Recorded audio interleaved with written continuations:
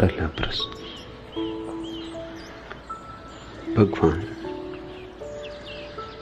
आज प्रारंभ होने वाली प्रवचना माला के लिए आपने नाम चुना है लगन, मुहूर्त, झूठ सब। निवेदन है कि संत पलटू के इस वचन पर प्रकाश डालें। आनंद दिव्या,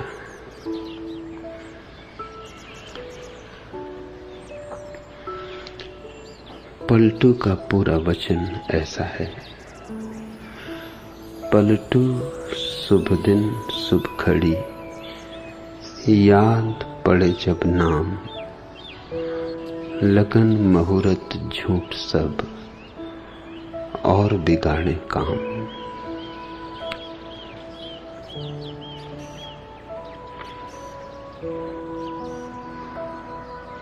धर्म तो परवानों की दुनिया है,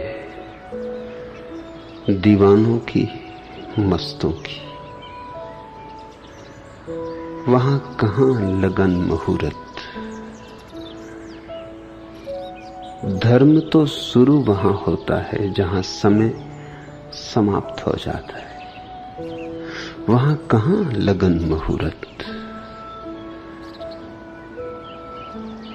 लगन मुहूर्त की चिंता तो उन्हें होती है जो अतीत में जीते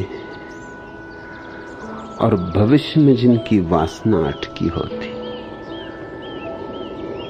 जीते हैं उसमें जो है नहीं और आशा करते हैं उसकी जो अभी हुआ नहीं और शायद कभी होगा भी नहीं। धर्म का संबंध न तो अतीत से है न भविष्य से है। धर्म है अभी और यहीं जीना, बस अभी और यहीं। इस क्षण के पार कुछ भी नहीं। इस क्षण से हटे कि धर्म से चूके। बाल भर का फासला पड़ा इस क्षण से कि जमीन आसमान अलग अलग हो गए। यह क्षण द्वार है प्रभु का, क्योंकि वर्तमान के अतिरिक्त और किसी की कोई सत्ता नहीं। अतीत है मात्र स्मृतियों का जाल और भविष्य है केवल कल्पनाओं, सपनों की बुनावट। दोनों अस्तित्व शून्य है और इन दोनों में जो जीता है उसी का नाम संसारी है। वही भटका है। ध्यान रहे, जिसको तुमने संसार समझा है वह संसार नहीं। घर द्वार, पत्नी, बच्चे, बाजार, दुकान, यह सब संसार नहीं है। इसको तो छोड़ देना बड़ा आसान। इसको तो बहुत भगोड़े छोड़कर भाग गए। मगर सवाल यह है कि क्या संसार उनसे छूटा? बैठ जाओ गुफा में हिमालय की, फिर भी संसार तुम्हारे साथ होगा, क्योंकि संसार तुम्हारे मन में है और मन है अतीत और भविष्य का जोड़। जहां वर्तमान है वहां मन नहीं। बैठकर भी गुफा में क्या करोगे हिमालय की? वही अतीत की उधेड़बुन होगी। वही बीती बातें याद आएंगी। वही बिसरे विस्मृत हुए क्षण लौट लौट द्वार खटखटाएंगे। क्या करोगे हिमालय की गुफा में बैठकर? फिर भविष्य को संजोओगे, फिर आगे की योजना बनाओगे। और अक्सर तो यूं होता है कि जो बाजार में बैठा है उसका भविष्य बहुत बड़ा नहीं होता, क्योंकि वो इस जीवन के पार की कल्पना नहीं कर पाता। उसकी कल्पना बहुत प्रगाढ़ नहीं होती। और वो जो हिमालय की गुफा में बैठा है उसे तो कुछ और काम धाम नहीं, सारी ऊर्जा उपलब्ध है, करे तो क्या करे। तो मृत्यु के बाद भी जीवन की कल्पना करता है, स्वर्गों के स्वप्न देखता है, स्वर्ग में भोग की कामनाएं करता है, स्वर्ग में शराब के चश्मे बहाता है, स्वर्ग में अप्सराओं को अपने चारों तरफ नचाता है। यह तुमने एक अजीब बात देखी कि चूंकि सारे शास्त्र पुरुषों ने लिखे और ये सारे भगोड़े पुरुष थे, पुरुष ऐसा लगता है ऊपर ऊपर से ही बहादुर है, भीतर भीतर बहुत कायर, भीतर भीतर बहुत पोला, बाहर बाहर बड़ी अकड़। चूंकि ये सारे स्वर्गों की योजनाएं और कल्पनाएं पुरुषों ने की, इसमें उन्होंने पुरुषों के भोग का तो इंतजाम किया है, लेकिन स्त्रियों के भोग का कोई इंतजाम नहीं किया है।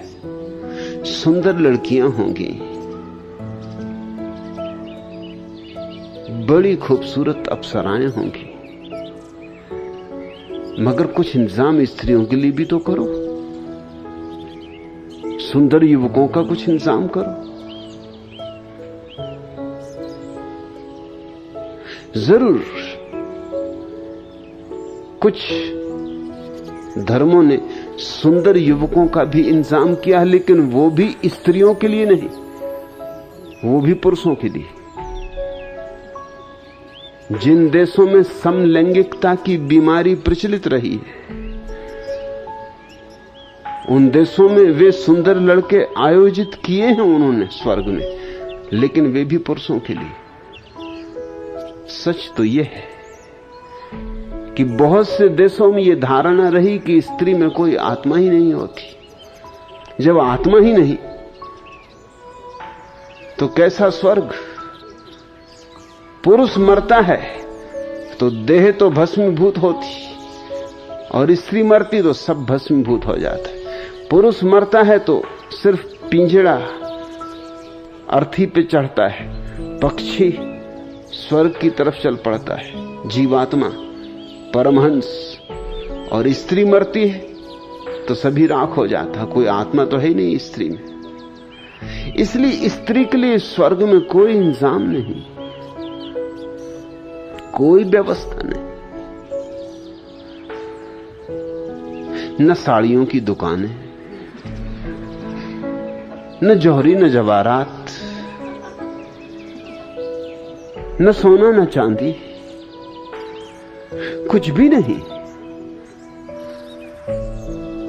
कारण साफ है, इंतजाम पुरुषों ने किया है। वो क्या फिक्र करें स्त्रियों की? अपने लिए इंतजाम कर लिया उन्होंने, अपने लिए सब व्यवस्था कर ली है।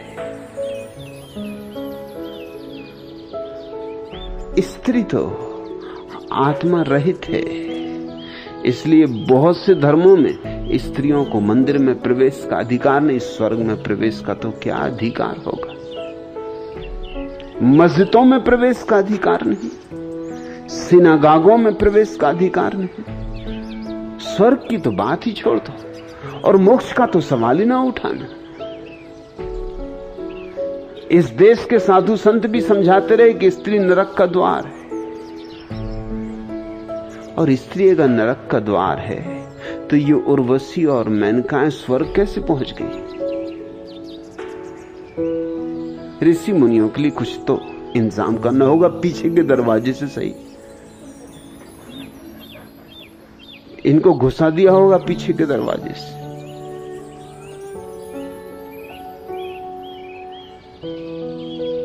और ये जो स्वर्ग में अप्सराएं, ये सदा युवा रहती, ये कभी वृद्धा नहीं होती, ये कर्कशा नहीं होती, ये लड़ाई झगड़ा नहीं करती। इनका तो कुल काम है नाचना गाना, देवताओं को लुभाना भरमाना। ये सारी कल्पनाएं किसने की हैं? ये गुफाओं में बैठे हुए लोग जो कहते हैं हम छोड़कर आ गए संसार, हमने पत्नी छोड़ दी तो अब उर्वशी की आकांक्षा कर रहे। कहते हैं हमने दुकान छोड़ दी, धन छोड़ दिया, तो अब स्वर्गों में वृक्षों पर फूल लगते हैं वो हीरे जवाहरातों के, और पत्ते लगते हैं वो सोने चांदी के। कंकड़ पत्थर तो वहां होते ही नहीं, राहें भी पटी हैं तो बस मणि मुक्ताओं से पटी। यही लोग हैं जो दुकानें छोड़ के भाग गए। इनकी कल्पनाओं का विस्तार तो मौजूद है, और अपने लिए स्वर्ग और अपने से जो भिन्न है या अपने से जो विपरीत है उनके लिए नरक। जो अपनी मान के चले उनके लिए स्वर्ग, जो अपने से विपरीत धारणाएं रखें उनके लिए नरक। और नरक में भी इन्होंने फिर कष्ट का जितना इंतजाम इन्होंने कर सकते थे किया है। हिटलरों को माफ किया जा सकता है, चंगेज खां और तैमूर लंग पीछे पड़ जाते हैं तुम्हारे ऋषि मुनियों के सामने। नरक की उन्होंने जो कल्पना की है वो महादारुण है। उस कल्पना को करने के लिए भी बड़े दुष्ट चित्त लोग चाहिए, और ये थे अहिंसक, शाकाहारी, दुग्धाहारी, सिर्फ दूध ही दूध पिए।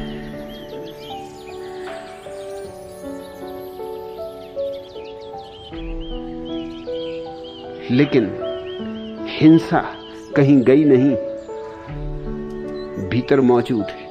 लोभ कहीं गया नहीं, भीतर मौजूद है। वासना मरी नहीं है, उसने नए रूप ले लिए, नया श्रृंगार कर लिया और भी ताजी हो गई। मैं तुमसे कहना चाहता हूं कि संसार बाहर नहीं, संसार भी भीतर है और सन्यास भी भीतर है। संसार भी तुम्हारे मन की एक अवस्था है और सन्यास भी। संसार है अतीत और भविष्य में डोलना, और सन्यास है वर्तमान में स्थिर हो जाना। पलटू यही कह रहे हैं, लगन मुहूर्त झूठ सब। ये तो सांसारिक चित्त की बातें कि कल का इंतजाम कर लूं।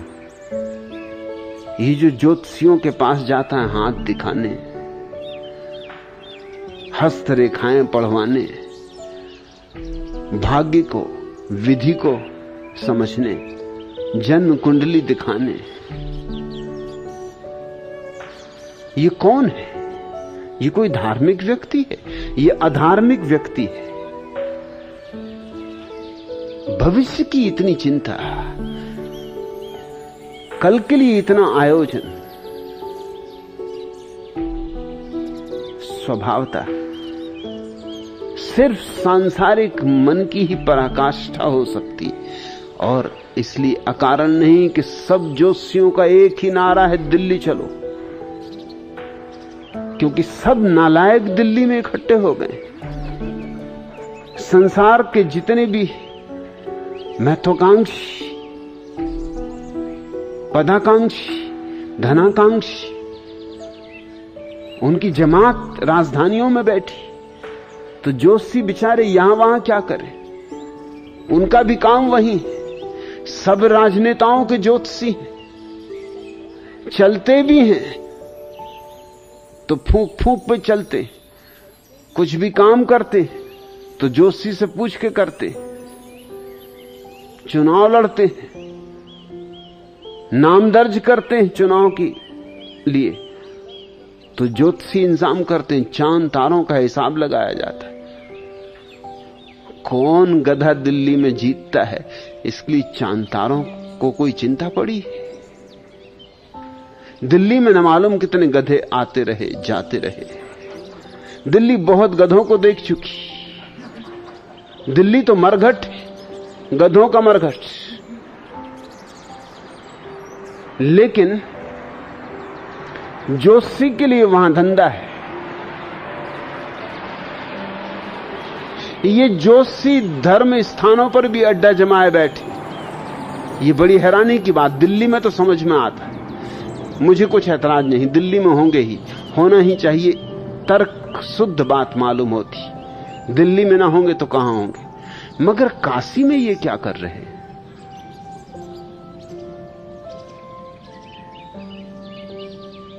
काशी में भी ज्योतिषी इकट्ठे, क्योंकि वहां भी संसारी ही जा रहे। हां, उनका संसार जरा तुम्हारे संसार से भिन्न है, वो जरा ज्यादा लोभी हैं। तुम क्षणभंगुर से राजी हो, वो शाश्वत धन चाहते। तुम थोड़े कम संसारी हो, वो थोड़े ज्यादा संसारी। तुम्हारे ऋषि मुनि समझाते हैं तुम्हें कि क्या क्षणभंगुर में पड़े हो, अरे उसको खोजो जो सदा तुम्हारा रहेगा। ये तुम्हारे लोभ को उकसाया जा रहा है। तुमसे कहते हैं कि क्षणभंगुर में समय मत गमाओ, नहीं तो नरक में सड़ोगे। ये तुम्हारे भय को प्रज्वलित किया जा रहा है। तुम्हारा तथाकथित धर्म भय और लोभ का ही जोड़ है, और भय और लोभ से धर्म का क्या संबंध? धार्मिक चित्त को तो आने वाले क्षण की भी कोई चिंता नहीं।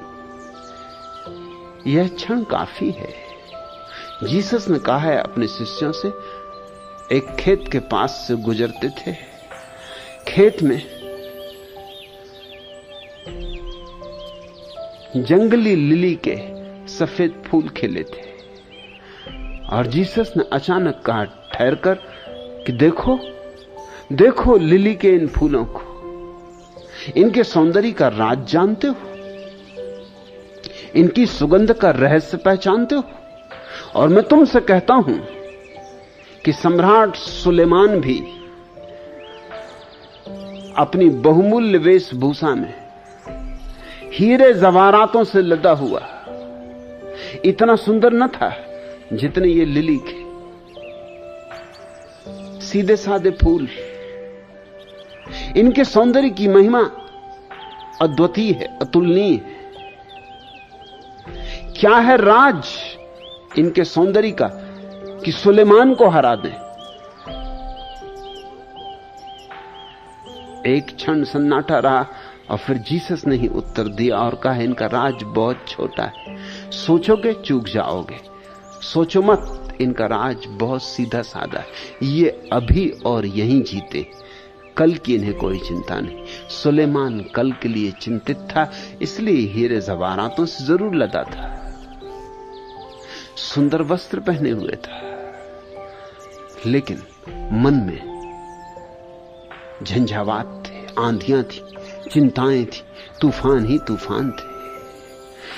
बीते गई कल की धूल अभी भी उड़ रही थी, और अभी जो दिन आया नहीं उसकी चिंताओं ने आके बसेरा कर लिया था। दिन तो आएगा कि नहीं आएगा पता नहीं, कल जरूरी तो नहीं है कि आए ही।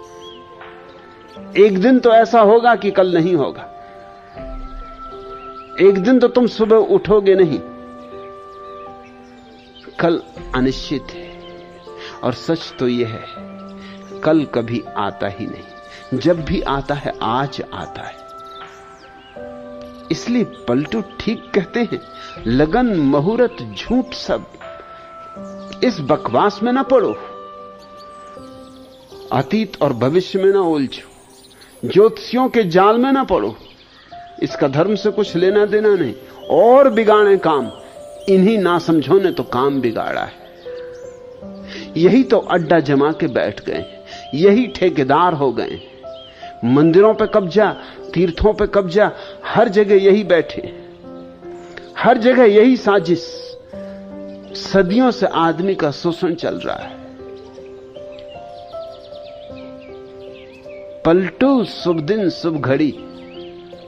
पलटू कहते हैं मुझसे पूछो तो कहूंगा कि वह घड़ी शुभ, वह दिन शुभ, याद पड़े जब नाम। जब प्रभु की स्मृति आ जाए, याद पड़े जब नाम, जब उसकी याद से दिल नाच उठे, डोल उठे, जैसे हवा का झोंका आए या बेवजह मरीज को करार आ जाए, जैसे अचानक वसंत आ जाए, फूल खिल जाए, ऐसे जिस घड़ी तुम्हारी चेतना में स्वरूप का स्मरण आता है, अपने भीतर छिपे हुए, अपने भीतर विराजे हुए प्रभु की स्मृति उठती, सुरति उठती है। ध्यान का जिस क्षण जन्म होता है, पलटू शुभ दिन शुभ घड़ी, याद पड़े जब नाम। ध्यान की वह शुभ घड़ी, सुरति का वह अपूर्व अवसर, वही सब कुछ, वही लगन, वही मुहूर्त। लेकिन वह परम अवसर केवल वर्तमान में घटित होता है, न बीते कल में, न आने वाले कल में। अभी हो सकता है, अभी या कभी नहीं।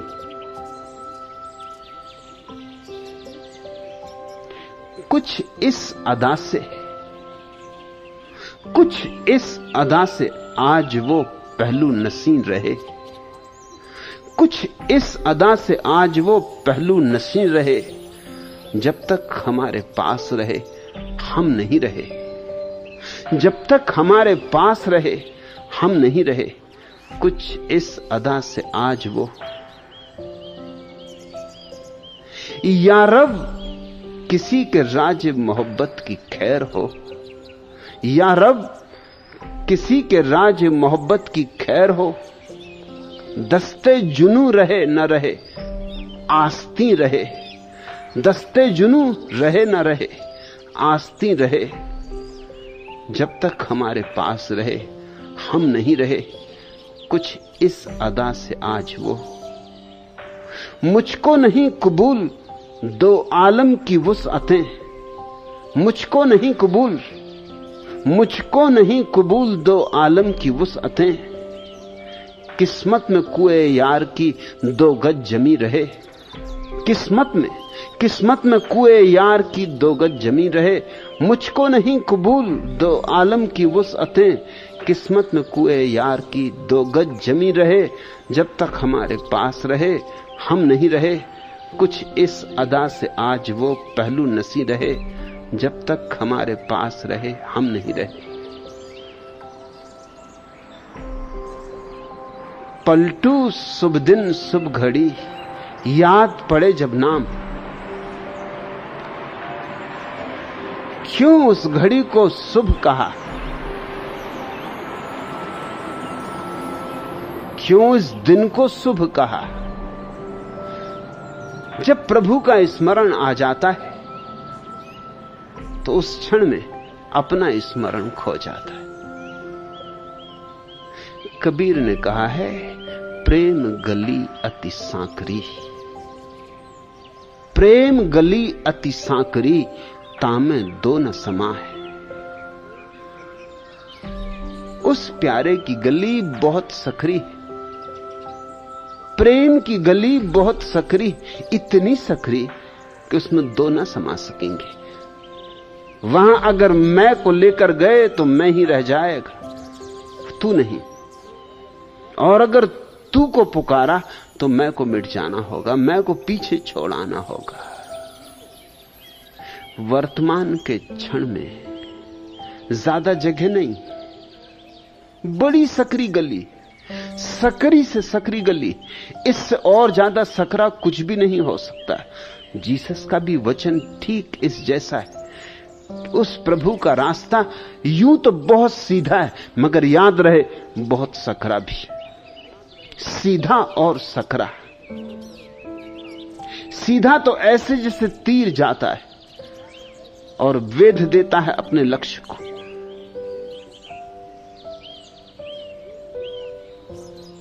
इतना सीधा, लेकिन सकरा बहुत। एक छोटे से विचार को भी लेके जाना चाहोगे अपने साथ तो न जा सकोगे, उतना विचार ही बाधा बन जाएगा। सोचो और तुम पाओगे तत्क्षण कि जैसे ही तुमने सोचा वर्तमान से चूक गए। ज़ेन फकीर रिंझाई ने जब अपने गुरु को जाके पहली दफा प्रणाम किया और पूछा कि मैं कैसे पाऊं निर्वाण, कैसे मिलेगा बुद्धत्व,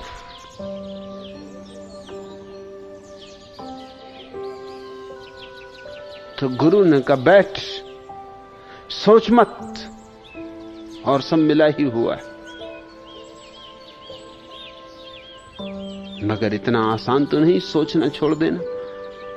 रिंझाई बैठा और सोचने लगा कि गुरु का मतलब क्या है कि बैठ, सोच मत, सब मिला ही हुआ है।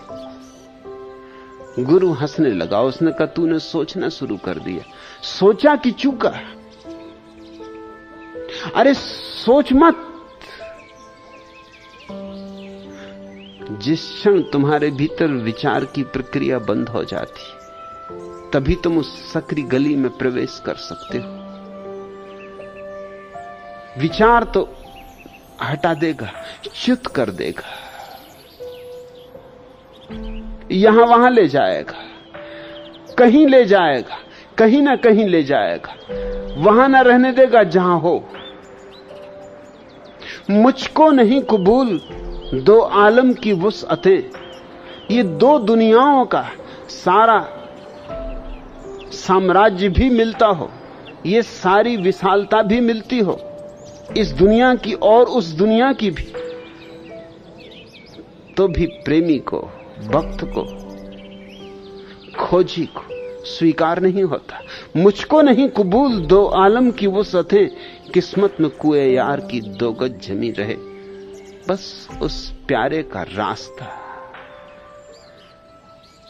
उसके रास्ते पर दो गज जमी मिल जाए, बहुत। दो आलम की वुसअतों का क्या करेंगे? किस्मत में कुए यार की दो गज जमी रहे। उस प्यारे की गली में बस जरा सी जगह मिल जाए, दो गज जमी मिल जाए। जब तक हमारे पास रहे हम नहीं रहे। कुछ इस अदा से आज वो पहलू नसी रहे, जब तक हमारे पास रहे हम नहीं रहे। जब परमात्मा तुम्हारे भीतर प्रकट होता है तुम मिट जाते। व्यक्ति का और परमात्मा का मिलन कभी नहीं होता। जब तक व्यक्ति होता है तब तक परमात्मा नहीं, जब परमात्मा होता है तो व्यक्ति नहीं। झुकने की कला सीखनी होती, मिटने की कला सीखनी होती। उस समर्पण को ही मैं सन्यास कहता हूं। या रब किसी के राजे मोहब्बत की खैर हो, वही है प्रेम, वही है राज मोहब्बत का। या रब किसी के राज मोहब्बत की खैर हो, दस्ते जुनू रहे न रहे आस्ती रहे। बस झुकने के लिए कोई एक स्थान मिल जाए, आस्ती रहे। कोई चौखट मिल जाए जहां सिर को रख दूं,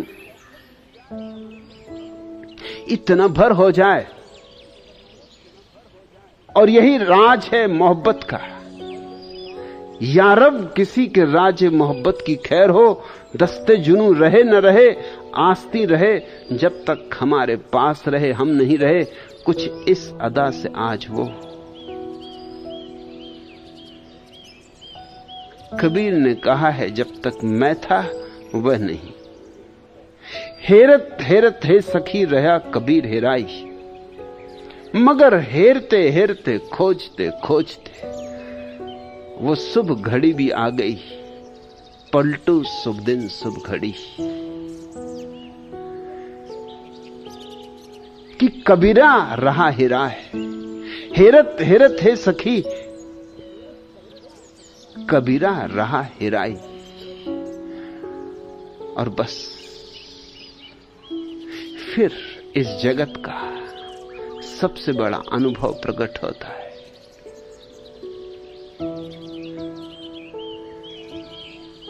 बूंद समानी समुद्र में शोकत हेरी जाए। नहीं नहीं, कबीर ने फिर बाद में बदल दिया और कहा, समुद्र समाना बूंद में शोकत हेरी जाए। पहले तो कहा था बूंद समानी समुद्र में।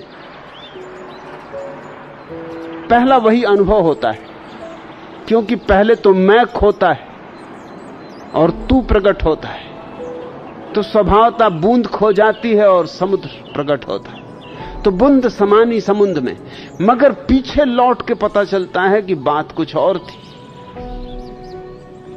समुद्र समाना बूंद में, कि समुद्र ही बूंद में आके उतर गया है। जिस दिन तुम शून्य होते हो, मौन होते हो, निर्विचार होते हो, निर्विकल्प होते हो, जिस दिन अमनी दशा होती, जिस दिन न अतीत न भविष्य, बस वर्तमान का ये सकरा सा रास्ता रह जाता, ये कुएं यार, ये प्यारे की सकरी गली, ये सीधा और साफ रास्ता, बस उस घड़ी समुद्र बूंद में उतर आता, चमत्कारों का चमत्कार हो जाता है। क्या ऐसे पूछने जोशी के पास जाओगे? क्या कोई जोशी बता सकेगा कि कब आएगा वह लगन का क्षण, किस मुहूर्त में मैं प्रभु का स्मरण कर पाऊंगा? नहीं, उससे तो और काम बिगड़ जाएगा, क्योंकि जोशी तो हमेशा कल की बताएगा, परसों की बताएगा और आज से चुका देगा। किसी प्रेमी से पूछो, किसी बुद्ध से पूछो, किसी परवाने से पूछो,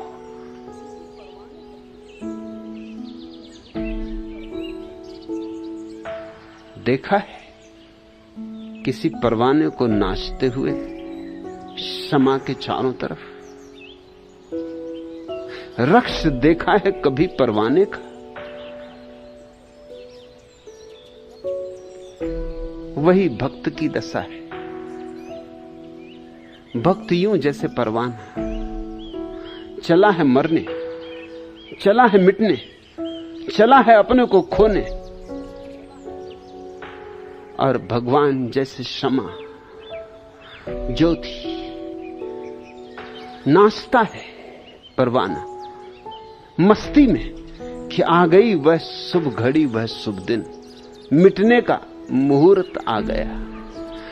नाचते नाचते पास आता चला जाता, पास आते चला जाता, जल जाते हैं पंख, जल जाता है स्वयं, हो जाता है राख, मगर यही ढंग है उसे पाने का, मिट जाना ही ढंग है। वादा कर लेते हैं, वादा कर लेते हैं और साफ मुकर जाते, वादा कर लेते हैं और साफ मुकर जाते।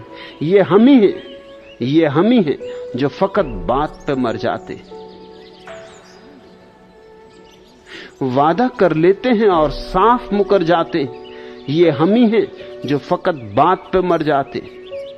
ले चला दिल हमें फिर कुचाए जाना की तरफ, ले चला दिल हमें, ले चला दिल हमें फिर कुचाए जाना की तरफ। लाख चाहा था कि न जाएंगे मगर जाते। वादा कर लेते हैं और साफ मुकर जाते। ये हम ही हैं जो फकत बात पे मर जाते। ले चला दिल हमें फिर कूचाए जाना की तरफ, लाख चाहा था कि न जाएंगे मगर जाते। कोई इतना भी किसी को न, कोई इतना भी किसी से न खफा हो या रब, कोई इतना भी किसी से न खफा हो या रब। पास आते हैं तो कतरा के निकल जाते। हमको तूफानों से टकराना भी आता है शफक, हमको तूफानों से टकराना भी आता है शफक। और होते हैं जो अंजाम से डर जाते हैं, और होते हैं जो अंजाम से डर जाते हैं। वादा कर लेते हैं और साफ मुकर जाते हैं। ये हम ही हैं जो फकत बात पे मर जाते हैं। ले चला दिल हमें फिर कूचाए जाना की तरफ, लाख चाहा था कि न जाएंगे मगर जाते। कोई इतना भी किसी से न खफा हो या रब, पास आते हैं तो कतरा के निकल जाते। हमको तूफानों से टकराना भी आता है सफक, और होते हैं जो अंजाम से डर जाते।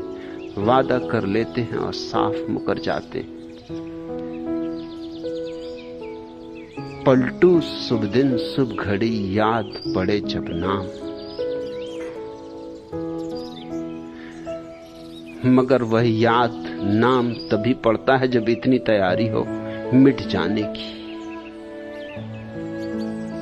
समर्पित हो जाने की, समाप्त हो जाने की। कूचाए जाना की तरफ,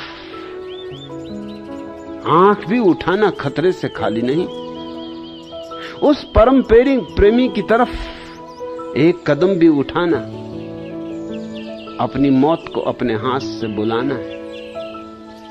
ले चला दिल हमें फिर कूचाए जाना की तरफ, मगर अगर दिल की सुनो तो आज ले चले, अभी ले चले, इसी क्षण ले चले। मगर दिल की सुनता कौन?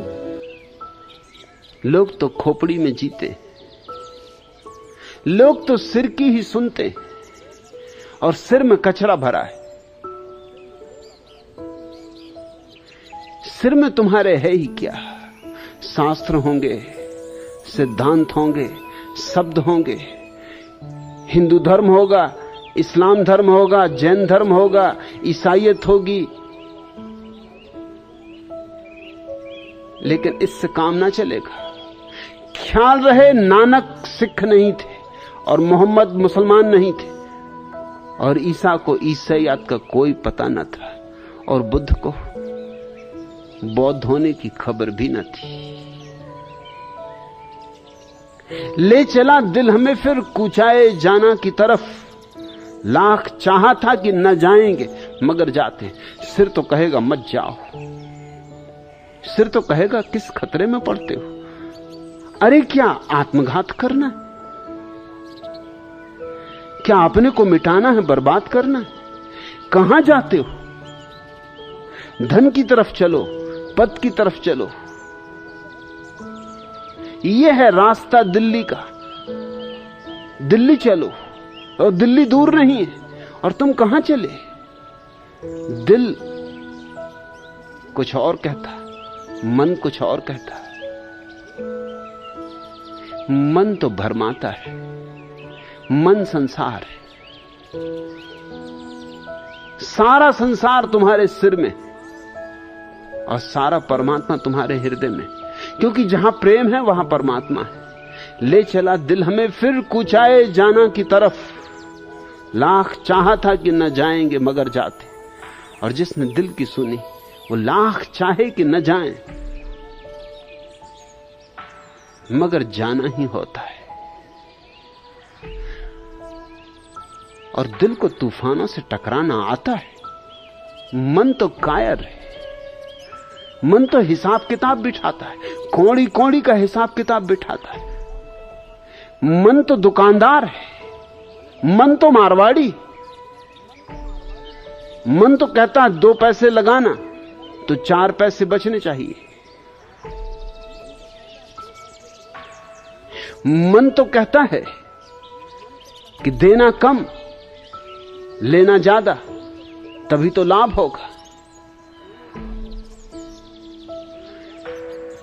मन गणित है, मन चालबाजी, हृदय तो भोला भाला है, हृदय तो देना जानता है, लुटाना जानता है। हृदय सम्राट है, मन भिखारी। हमको तूफानों से टकराना भी आता है शफक, और होते हैं जो अंजाम से डर जाते हैं। और मन तो अंजाम की बात कहेगा, मन तो कहेगा अंजाम सोच लो, परिणाम क्या होंगे। जाते तो हो, लौट पाओगे, जाते हो तो जरूर बच पाओगे। जाते तो हो इस तूफान में, लेकिन कश्ती ये टूटी फूटी, ये जरा जीर्ण, पहुंच पाओगे दूसरे किनारे तक। छोड़ते तो हो ये किनारा सुरक्षित, और किसी अज्ञात की यात्रा पर निकलते हो, होश गंवा रहे हो। जरा समझो, सन को मत, सनकी ना बनो, पागल ना बनो। और तुम्हारे सब समझदार तुम्हें यही समझाएंगे, तुम्हारे सब सयाने तुमको यही बताएंगे कि किनारे को जोर से पकड़ो, तूफान भारी। ये तो तुम सौभाग्यशाली हो कि कोई दीवाना तुम्हें मिल जाए और कहे कि ये मौका छोड़ने जैसा नहीं। तूफान भारी है, यही क्षण, यही है शुभ दिन शुभ घड़ी।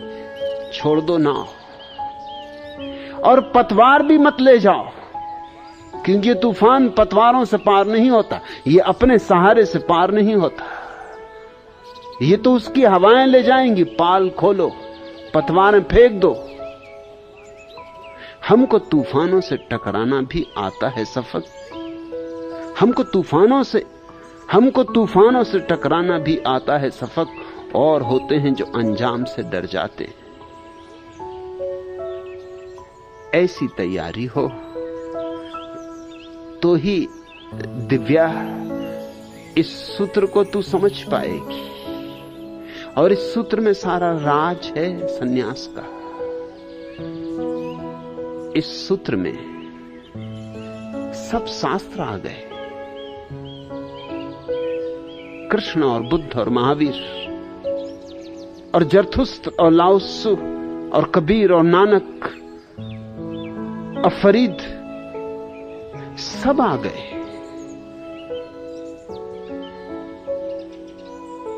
हाथ की रेखाओं में मत उलझे रहो, हाथ की रेखाएं बस रेखाएं।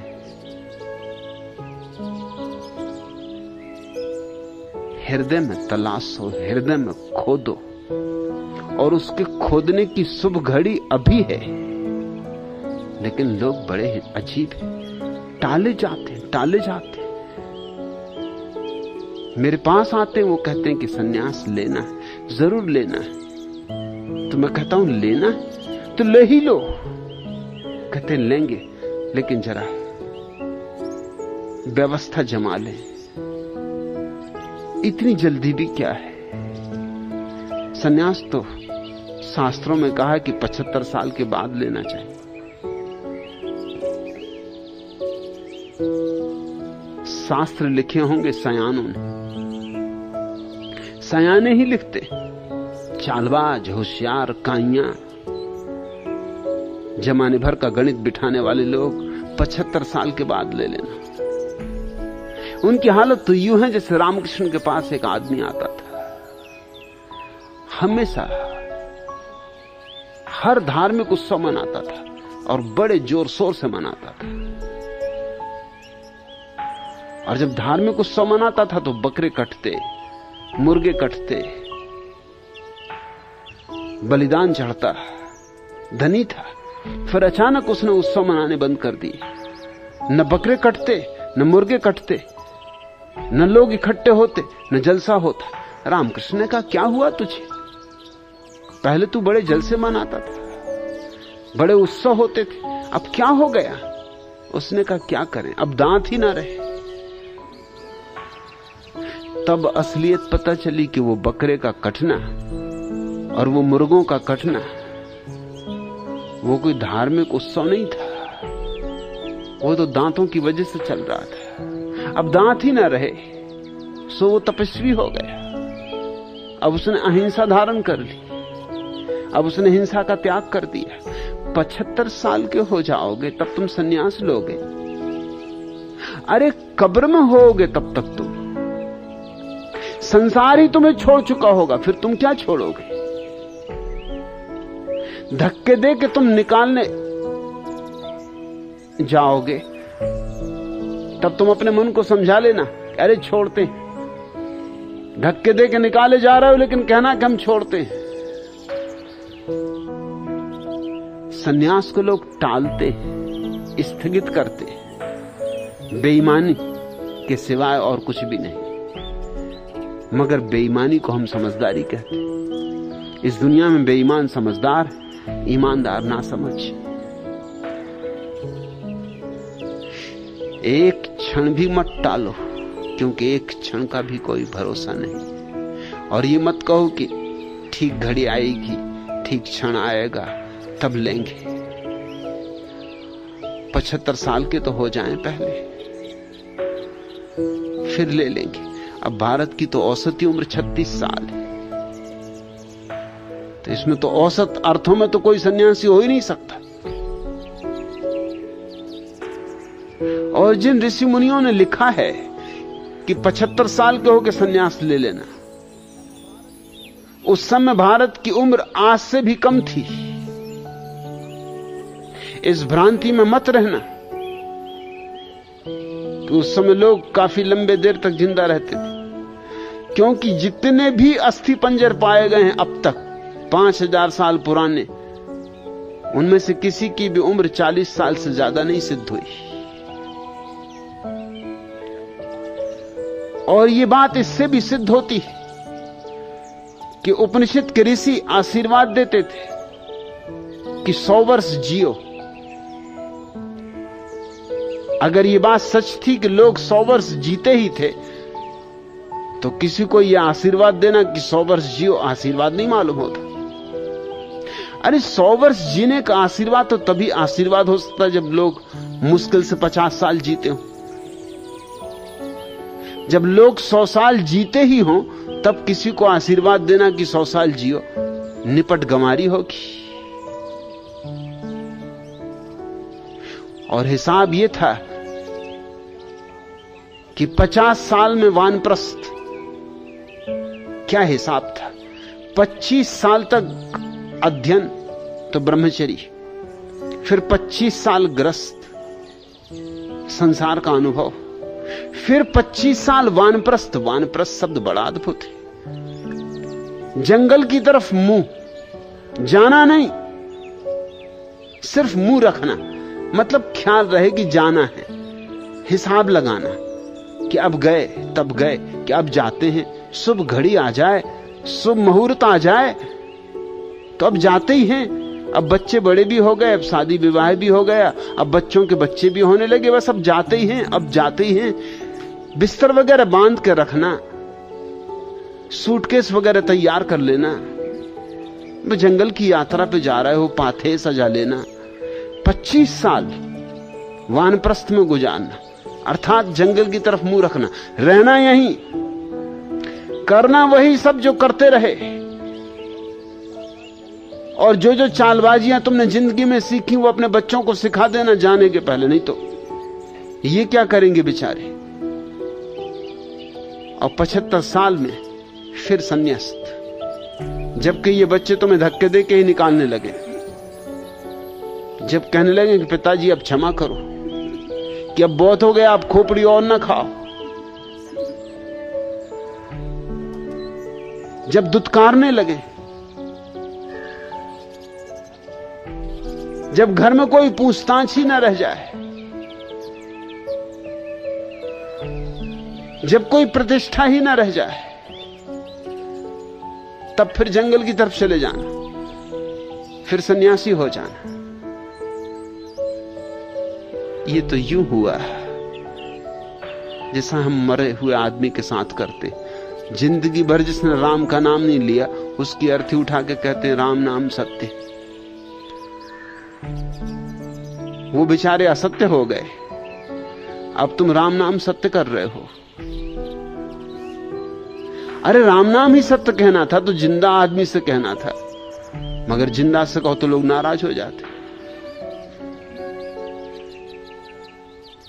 मैं छोटा विद्यार्थी था जब, तो स्कूल जाते वक्त बीच में एक मंदिर था और उसके जो पुजारी थे वो बड़े प्रसिद्ध थे, बंसी वाले उनका नाम था। और उनकी बड़ी ख्याति थी कि वो बड़े सज्जन, बड़े करुणावान, बड़े दानी, बड़े प्रेमी, बड़े भक्त। और जब प्रार्थना करते थे वो कृष्ण की तो आंखों से आंसू बह रहे, मगर मुझे देखते इसमें एकदम डंडा उठा लेते थे कि बस बोलना मत, कहना मत। क्योंकि मैं जब भी वो मिलते, कहीं भी मुझे मिल जाते, मैं कहा राम नाम सत्य है। इससे वो बहुत नाराज होते थे कि तू है कैसा, तुझे कुछ पता है कि जब कोई मर जाता है तब कहते हैं राम नाम सत्य। मैं अभी जिंदा हूं। वो पूजा कर रहे होते बंसी वाले की पुकार लगा रहे होते, मैं उनके मंदिर में पहुंच जाता, मुझे देखते बंसी वाले को भूल जाते कि तू बाहर निकल, देख बोलना मत, वो बात मुंह से ही मत निकालना, वो बात ही गलत है, तुझे कुछ समझ ही नहीं है। जब देखो तब वही कह देता। मैं पूछता क्या, वो कहते कि मैं नहीं कह सकता क्या। जब उनको मैं बहुत सता चुका, एक दिन आ गए वो अपना डंडा लिए, मेरे पीछे पीछे मेरे घर पहुंच गए। मेरे पिताजी से बोले कि इसको रोको, ये बातें गलत बातें कहता है और मेरी पूजा में विघ्न बाधा डालता है, ये राक्षस है। पता नहीं इसको कैसे पता चल जाता है कि मैं पूजा कर रहा हूं, बस वहीं पहुंच जाता है। अब मैं पूजा करूं कि इसकी फिक्र करूं, और सब गड़बड़ हो जाता है, ऐसी बातें कह देता है। तो मैंने उनसे कहा कि आप कम से कम बातें तो बताइए, कि तू चुप रह, तू बीच में मत बोल। तो मेरे पिताजी ने भी कहा कि ये बात तो तर्कसंगत है, कि आखिर उसने कहा क्या, ये तो आप कहिए। कोई गाली दी, कोई बुरे वचन आपसे बोला, कोई आपका अपमान किया, रखा, कुछ भी गाली नहीं दी, कोई बुरा वचन नहीं कहा, मगर ऐसी बात कहता जो बुरे से बुरी। तो मैंने कहा कि आप कम से कम उस बात को कहो। चलो मेरे पिताजी के कान में कह दो, अगर मेरे सामने कहने में संकोच लगता, और जब मैं तुमसे कहता हूं संकोच नहीं खाता, तो तुम क्या संकोच खा रहे हो, कह दो जी। वो मुझे डांटे कि तू चुप रहे, दो बड़े बुजुर्ग बातें कर रहे हैं तो इस बीच में बोलने की जरूरत नहीं। मैंने कहा बात मेरे संबंध में हो रही और निर्णय मेरे संबंध में होना, इतना मुझे हक होना चाहिए। अगर तुम ना कह सकते हो तो मैं कह दूं कि नहीं, बिल्कुल मुंह से मत बोलना, वो बात कहने की है ही नहीं। जब वो चले गए तब मेरे पिताजी ने मुझसे पूछा कि बात क्या है आखिर। यहाँ आदमी तो सीधे साधे हैं, भोले भाले हैं, और इनकी तो गांव में बड़ी प्रतिष्ठा है, और ये एकदम भन्नाते, तुझे देखते से एकदम इनको रोष चढ़ जाता, डंडा हाथ में पकड़ लेते, कपने लगते। बात क्या है? मैंने कहा कुछ बात नहीं, जो आमतौर से लोग कहते हैं राम नाम सत्य, वही मैं इनसे कहता हूं। मेरा कहना यह है कि मर के किसी से कहने में क्या सार है। अब वो बेचारा सुन ही नहीं रहा, वो तो कभी के मर चुके, वो तो ठंडे हो चुके, अब उनसे तुम कह रहे राम नाम सत्य। अरे जिंदा को याद दिलाओ, मैं इनको याद दिला रहा हूं, बूढ़े हो गए, अब याद आ जाए तो अच्छा है।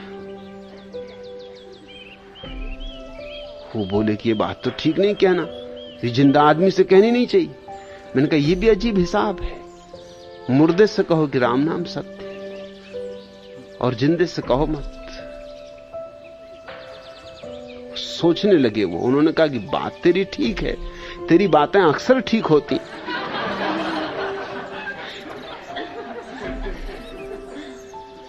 मगर उनमें कुछ ना कुछ गड़बड़ जरूर होती। तू भी कहां से खोज लाता।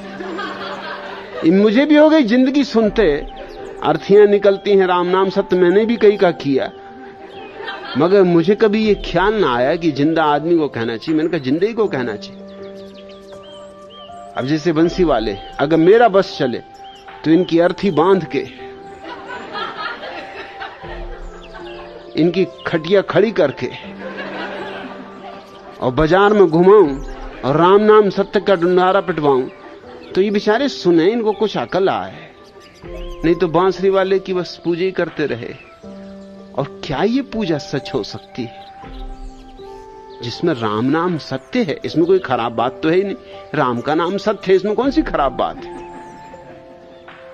इसमें क्या इनको अड़चन है? मगर मौत की घबराहट। लोग मरने के बाद सुनना चाहते राम नाम सत्य। पहले मत कहना। पहले तो उनको उलझे रहने दो उनके मन के जालों में।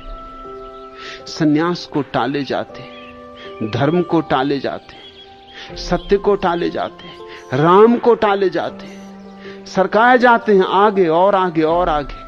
सरकाते सरकाते ही कब्र में गिर जाते। एक पैर कब्र में पड़ जाता तब भी अभी आशा संसार में ही लगी रहती, अभी मन दौड़ता ही रहता है। आनंद दिव्या पलटू के इस प्यारे वचन को हृदय में खोद ले। पलटू शुभ दिन शुभ घड़ी, याद पड़े जब नाम, जब राम याद आ जाए तब वही घड़ी शुभ है, वही दिन शुभ है। लगन मुहूर्त झूठ सब, मत पूछना लगन, मत पूछना मुहूर्त, और बिगाड़े काम। दूसरा प्रश्न, भगवान नारद परिव्राजकोपनिषद में सन्यासी के लिए यह कठोर वर्जना है, न संभासेति स्त्रयम कांचित्य पूर्व दृष्टाम न चा स्मरेत कथाम चा वर्ज एतासाम न पथ्ये लिखितामपि एतच्च तुष्टयम मोहात् स्त्रीणा माचरतो यते चित्तम विक्रियते अवश्यम तद विकारात् प्रणश्यति। वह किसी स्त्री से बात न करे, वह यानी सन्यासी।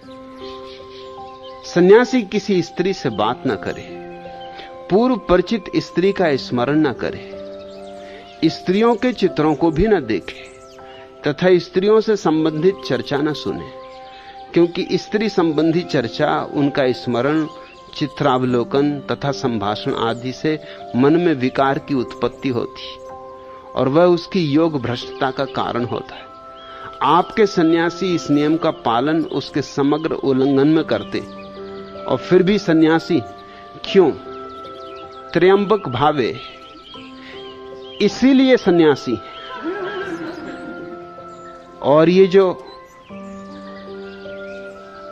नारद परिव्राजकोपनिषद में सन्यासी की लक्षणा है, यह सन्यासी की लक्षणा नहीं। यह लक्षणा बिल्कुल गलत है। इसी गलती का तो हम परिणाम भोग रहे हैं सारी पृथ्वी पर। यह सड़ी गली मनुष्यता इसी तरह के मूढ़तापूर्ण सिद्धांतों के कारण पैदा हुई है।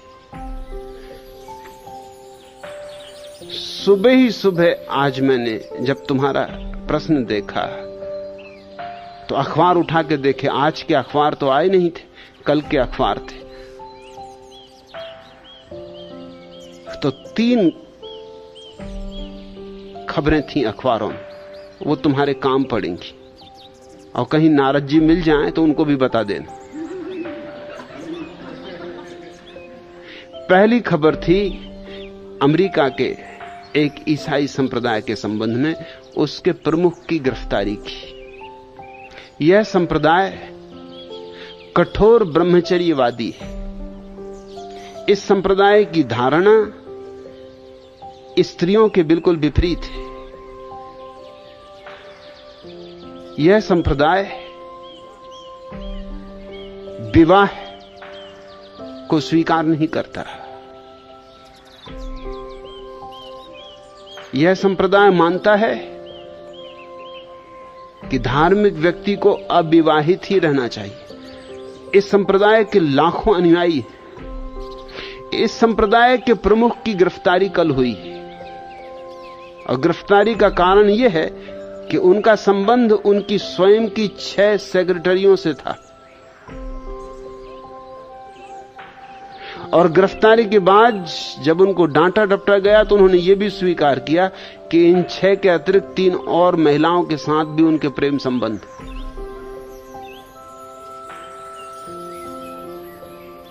ये प्रमुख की दशा है, बाकी की तुम समझ लेना।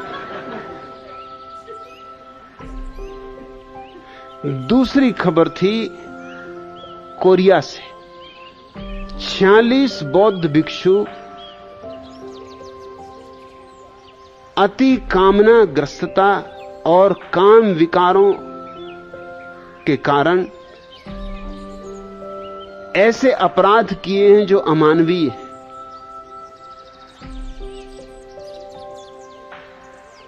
उनकी गिरफ्तारी हुई।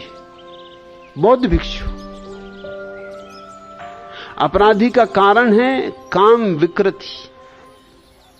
छोटे बच्चों के साथ व्यभिचार किया है, छोटी बच्चियों के साथ व्यभिचार किया है, बलात्कार किया है। पुरुषों के साथ भी पुरुषों के संबंध थे। उन पर काम विकृति के ही नहीं वरन हिंसा, हत्या इत्यादि के भी जुर्म हैं। क्योंकि जब किसी छोटी बच्ची के साथ बलात्कार किया और फिर घबराए कि अब ये बच्ची जाएगी और खबर कर देगी, तो उसको मार भी डाला। किसी स्त्री के साथ बलात्कार किया, फिर घबराए तो उसको रुष्वत दी, रुपए दिए। अब इन भिक्षुओं के पास रुपए कहां से आए? तो धन संग्रह भी उन्होंने काफी कर रखा था। नारद ने जो बात कही है ये उस सब का परिणाम है। और तीसरी खबर थी बगदाद के संबंध में। बगदाद तो मुसलमानों का धर्म तीर्थ है। बगदाद में एक विशेष स्त्री बाजार है जहां सुंदर स्त्रियां बिकती अभी भी 20वीं सदी में। जहां कोई भी पुरुष अगर पैसे चुका सकता है तो अपनी मनपसंद की स्त्री के साथ कुछ घंटों के लिए विवाह कर सकता है, क्योंकि इस्लाम धर्म वेश्याओं के विपरीत है। अब वेश्याओं से बचने के लिए कुछ इंतजाम तो करना ही होगा, तो यह तरकीब निकाली गई। कुछ घंटों के लिए विवाह है। काजी आता है, बाकायदा निकाह करवाता है और कुछ घंटों के बाद वही काजी आके तलाक करवा देता है। इस तरह बगदाद में वेश्यावृत्ति से पूरी तरह छुटकारा पा लिया गया। बगदाद अकेला नगर है पूरी पृथ्वी पर जहां कोई वेश्यागिरी नहीं होती।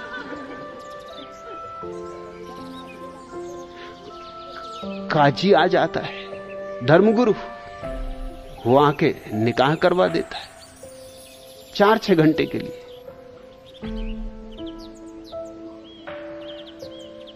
कैसा मजा है। और ये सब धर्म के नाम पर चलता। और ये एक दिन की खबर, ये खबरें रोज होती। ये तो संयोग की बात है कि मैंने अखबार उठा के देखे कि तुम्हारे लिए कुछ सामग्री कल के अखबारों में है या नहीं।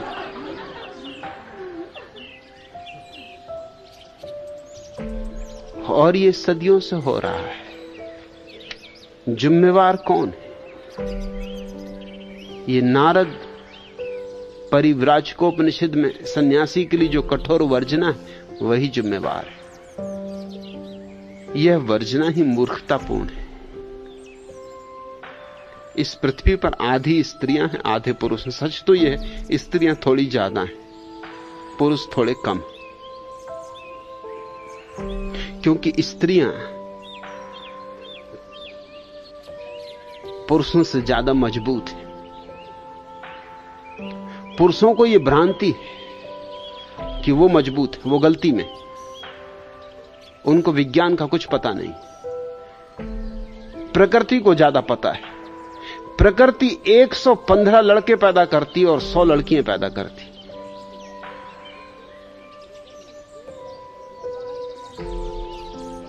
विवाह की उम्र आते आते 15 लड़के खत्म हो जाते, 100 ही बचते।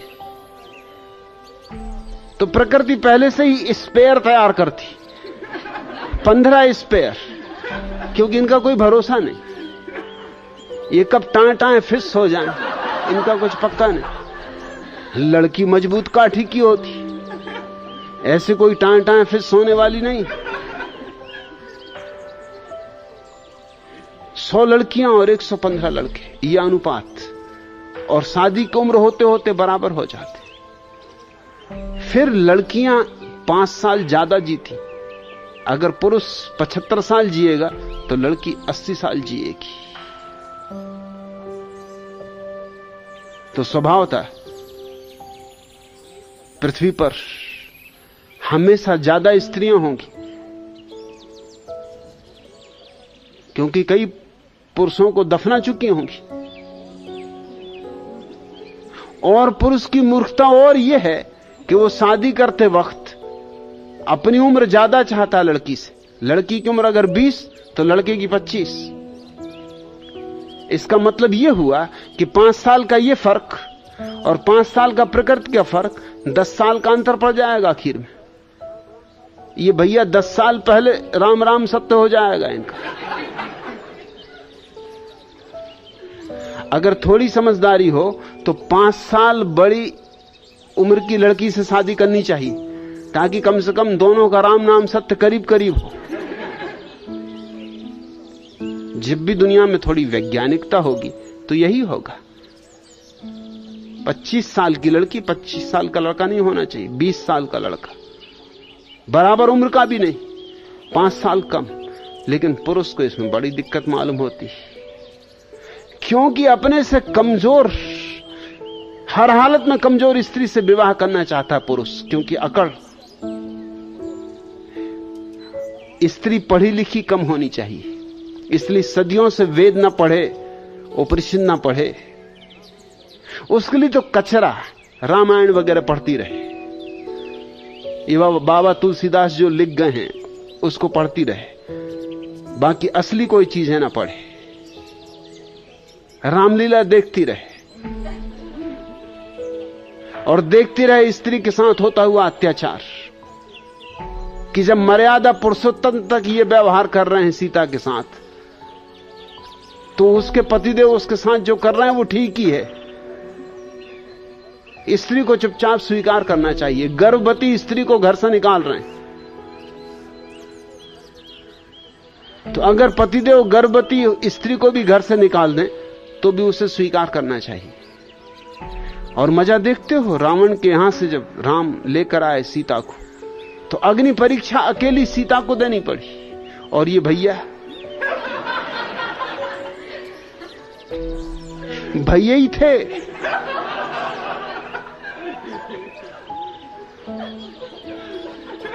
कम से कम इतना तो करते कि जब 7 चक्कर लगाए थे, वो घन चक्कर बने थे, तब 7 चक्कर लगाए थे। कम से कम अग्नि परीक्षा में 7 उतरे होते। ये भी कोई बात हुई। और सीता अगर इतने दिन अलग रही थी तो ये भैया भी तो अलग रहे थे, और न मालूम किस किस तरह के लोगों के साथ रहे थे, अंदरों बंदरों के साथ। इनका क्या भरोसा, कौन कौन से काम ना करते रहे हो। कम से कम सीता तो एक भले आदमी के हाथ में थी, जिसने कोई दुर्व्यवहार नहीं किया। रावण ने सीता के साथ कोई दुर्व्यवहार नहीं किया। रावण ने सीता के शरीर को भी स्पर्श नहीं किया। इससे ज्यादा दुर्व्यवहार तो राम और लक्ष्मण ने किया। शूर्पणखा की नाक काट ली राम के सामने। राम कुछ बोले नहीं, विरोध भी ना किया। और शूर्पणखा ने ऐसा कौन सा कसूर किया था? प्रणय निवेदन किया था। प्रत्येक स्त्री को हक है और प्रत्येक पुरुष को हक है। इंकार कर देते कि भाई मुझे राजी नहीं, कि मेरा इरादा नहीं, कि मैं विवाहित हूं। नाक वगैरह काटने की क्या जरूरत आ गई थी? ये लक्ष्मण आदमी है? एक भली स्त्री प्रेम का निवेदन कर रही है तो कह देते कि नहीं भाई, मैं पहले से नियोजित हूं, पहले से फंस गया, अब क्या करूं, अब मुझे माफ करो, कहीं और खोजो।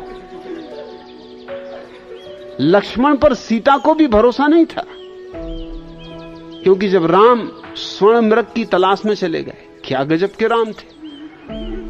अरे कहीं सोने के हिरण होते, किसी बुद्धू को भी भरोसा दिलाना मुश्किल है। स्वर्ण मृग दिखाई पड़ गया, उसकी खोज में चले गए, और ये राम थे। और इनको तीनों काल का ज्ञान है, और ये मृग झूठा है, इतना ज्ञान नहीं, त्रिकालज्ञ है, सर्वांतर्यामी है। घट घट का इनको पता है, इसी एक घट का पता नहीं। चल पड़े और लक्ष्मण को कह गए पहरा देना। और जब राम ही धोखा खा गए,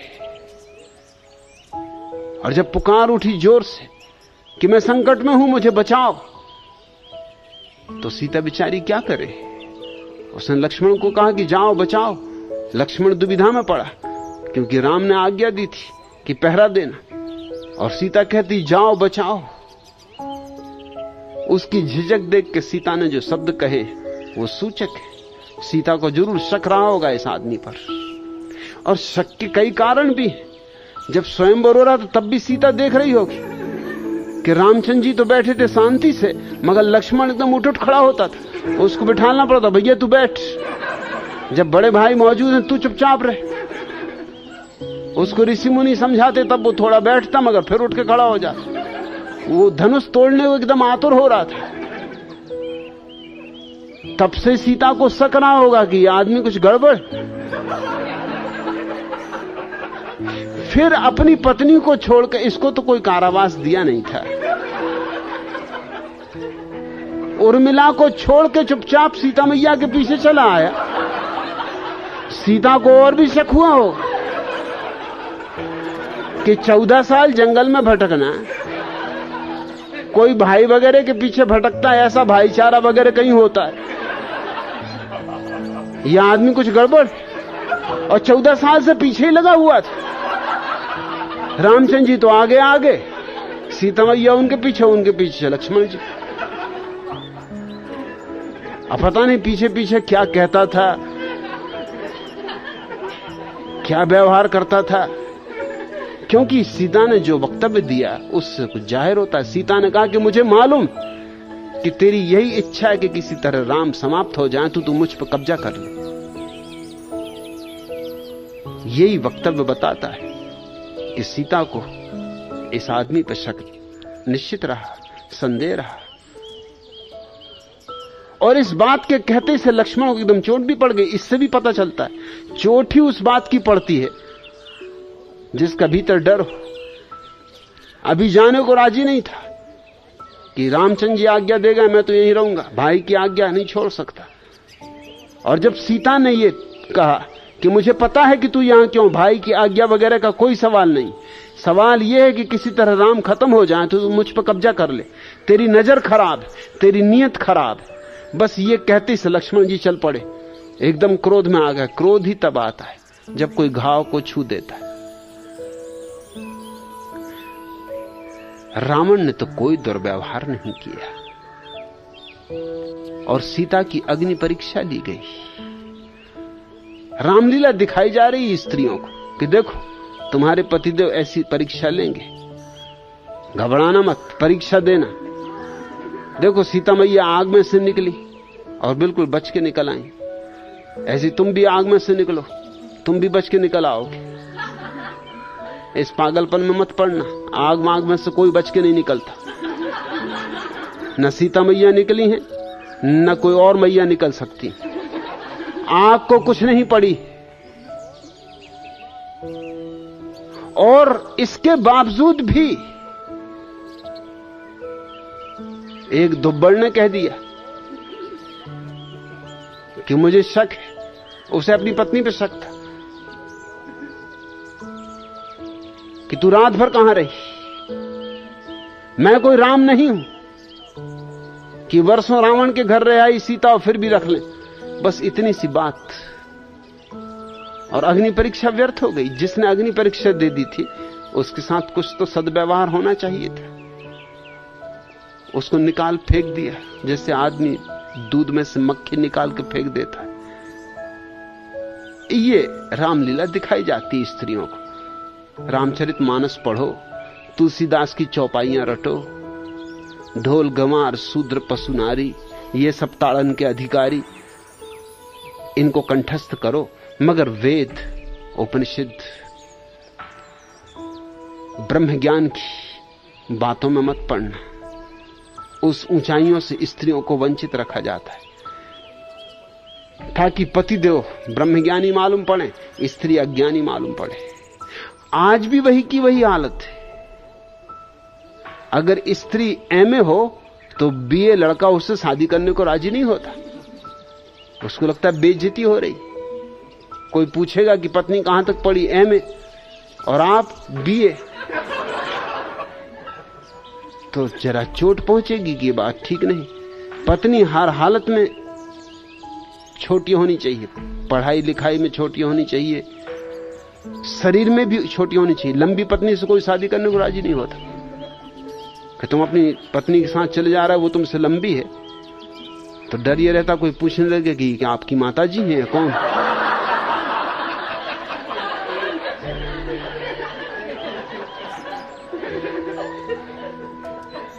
घबराहट लगती।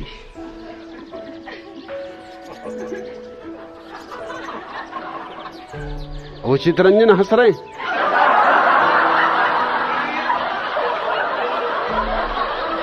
उनकी पत्नी वीणा उनसे मजबूत और बड़ी। वो जहां जाते हैं बेचारे लोग उनसे यही पूछते कि भैया माता जी को लेके कहां जा रहे हैं।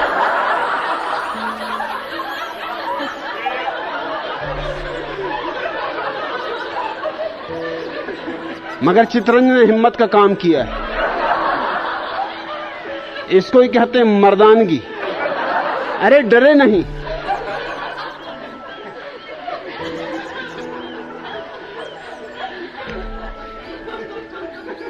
हमको तूफानों से टकराना भी आता है सफर,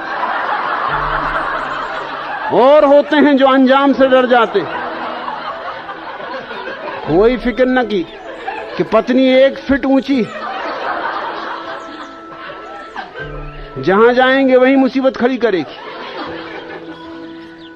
और वीणा बिचारी बहुत झुक झुक के भी चले तो भी क्या करे, शरीर से भी मजबूत है।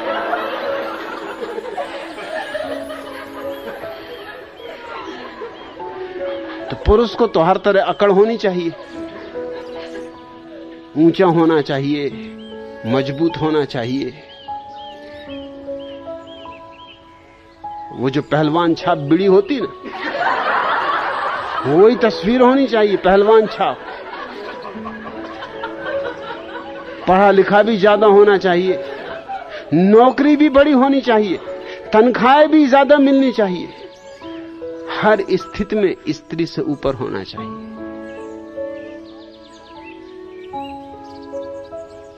ये स्त्रियों के साथ सदियों से दुर्व्यवहार चल रहा है, और ये दुर्व्यवहार साधारण जन करें तो भी समझ में आता है। लेकिन उपनिषदों तक में इस तरह के दुर्व्यवहार की बातें लिखी हों तो बड़ी हैरानी होती। अब ये वचन क्या है? न संभाषेति स्त्रियम, स्त्री से बात न करें। बड़े डरपोकपन की बात है। ये कोई सन्यासी का लक्षण हुआ? स्त्री से बात न करे। इतनी स्त्रियां हैं, सारी पृथ्वी उनसे भरी, कहां जाओगे, कैसे बचोगे? और स्त्रियों से बात न करे, और स्त्रियां ही सत्संग करने आती। मार डाला सन्यासी को, गर्दन में फांसी लगा दी उसकी। पुरुष जाते ही कहां सत्संग करने?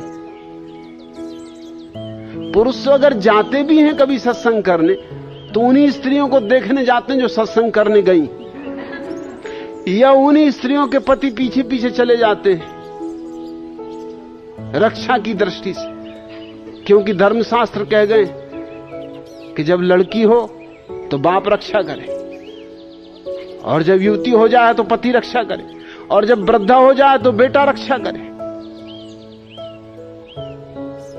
स्त्री हुई कि कोई सामान हुआ, रक्षा ही रक्षा।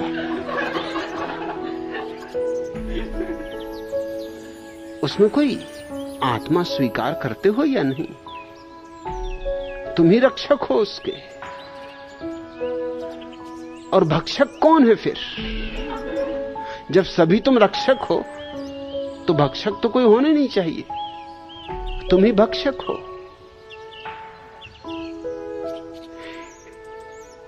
स्त्रियों से बात ना करे, ये तो बड़े डरपोकपन की बात हो गई।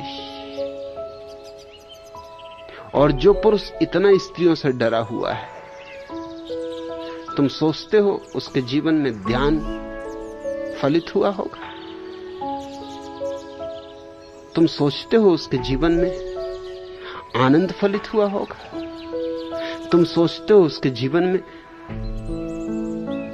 परमात्मा की कोई झलक मिली होगी? जिसको परमात्मा की झलक मिल जाए उसे तो स्त्री में भी परमात्मा की ही झलक मिलेगी।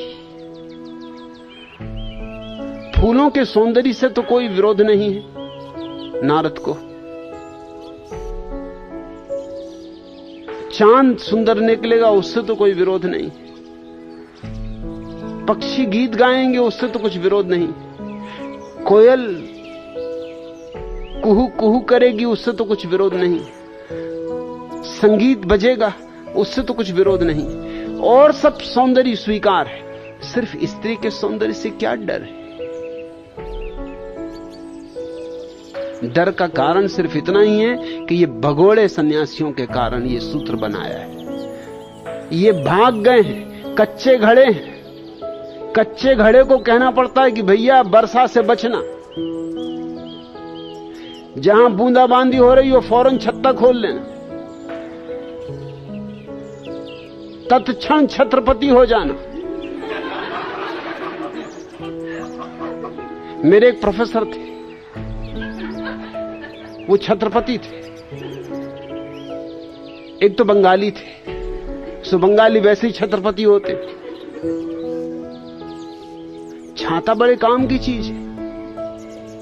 अरे वर्षा हो तो बचाता है, धूप हो तो बचाता है, कुत्ता वगैरह भौंकने लगे तो बचाता है, कोई लड़के बच्चे डरवाने लगे तो बचाता है, स्त्री वगैरह दिखाई पड़ जाए तो बचाता है। वो इसको स्त्री से बचाने के लिए उपयोग में लाते थे। जब मैं पहली दफा उनका विद्यार्थी हुआ तो हम 3 ही विद्यार्थी थे, 2 लड़कियां थीं और मैं। दर्शन शास्त्र पढ़ने लड़के तो जाते ही नहीं। मैं तो गया था क्योंकि मुझे कोई पढ़ना लिखना था नहीं। सो दर्शन शास्त्र हो कि भूगोल शास्त्र हो कि इतिहास शास्त्र हो, कुछ भी हो, जहां जगह थी। मुझसे उपकुलपति ने पूछा क्या पढ़ना, मैंने कहा जहां जगह हो। उन्होंने कहा तुम कुछ पढ़ने का इरादा लेकर नहीं आए? मैंने कहा कि पढ़ना है किसको, वक्त गुजारने आए। वो थोड़े चौंके, उन्होंने कहा तुम बात कैसी करते, वक्त गुजारने आए? मैंने कहा मैं सच्ची सच्ची बात कर रहा हूं, आप पढ़ना वगैरह मुझे नहीं, और मुझे जो पढ़ना वो मैं खुद ही पढ़ लूंगा, वो मुझे कौन पढ़ाएगा, आप पढ़ाएंगे। इसलिए जहां जगह हो वहां रख दो। न मुझे कक्षा में जाना है ज्यादा, यूं कभी कभी आहे गाहे चला जाऊंगा, यूं ही चहलकदमी के लिए। जाना करना मुझे है नहीं। 2 लड़कियां थी, लड़कियां दर्शन शास्त्र पढ़ती, क्योंकि दर्शन शास्त्र पढ़ के कोई नौकरी वगैरह तो मिलती नहीं, नौकरी उन्हें करनी नहीं, उन्हें डिग्री लेनी, ताकि ठीक जगह विवाह हो जाए, कोई डिप्टी कलेक्टर से हो जाए, किसी डॉक्टर से हो जाए, किसी इंजीनियर से हो जाए, वो सर्टिफिकेट विवाह के काम आता है। नौकरी तो उन्हें कोई करने नहीं देता, क्योंकि नौकरी स्त्रियां करें तो वहां लोगों को भ्रष्ट करेंगी। लोगों को बचाने के लिए स्त्रियों को कहीं जाने नहीं दिया जाता। स्त्रियों से तो ऐसा घबराया हुआ है पूरा मुल्क कि जहां गई वहीं लोगों को भ्रष्ट किया, नरक भेजा, नरक के द्वार हैं। तो 2 लड़कियां थीं और मैं, और वो आंख बंद करके पढ़ाते थे, क्योंकि लड़कियों को वो देख नहीं सकते थे। उन्होंने ब्रह्मचर्य का भारी व्रत ले रखा था। मालूम होता है ये जो त्र्यंबक भावे ने पूछा है, नारद परिव्राजकोपनिषद, इसी का वो अध्ययन करते रहे होंगे। आज राज खुला। तो आंख बंद करके पढ़ाते थे। मैं उनकी क्लास में जरूर जाता था, क्योंकि मैं आंख बंद करके सोता था। न वो देखते थे, न कोई सवाल उठता था। वो मुझसे बड़े प्रसन्न थे। कभी कभी रास्ते पे मुझे मिल जाते, कहते विद्यार्थी हो तो एक तुम।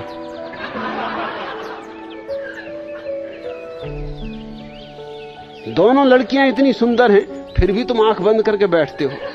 मैंने उनसे कहा कि मैं ये पूछूं कि लड़कियां सुंदर हैं, ये आपको पता कैसे चला? आप तो आंख बंद करके पढ़ाते। अरे मुझे तो ये भी पता नहीं कि कौन सी लड़कियां हैं, क्योंकि मैं तो सोता हूं। इधर फुर्सत किसको पड़ी?